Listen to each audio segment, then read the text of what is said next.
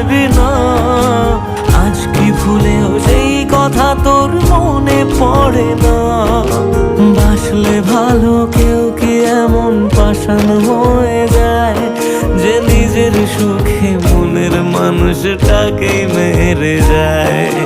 হায় রে বোকা মন আমার, শুনলি না বারণ, আবার প্রেমে মজলি রে তুই কেন কার?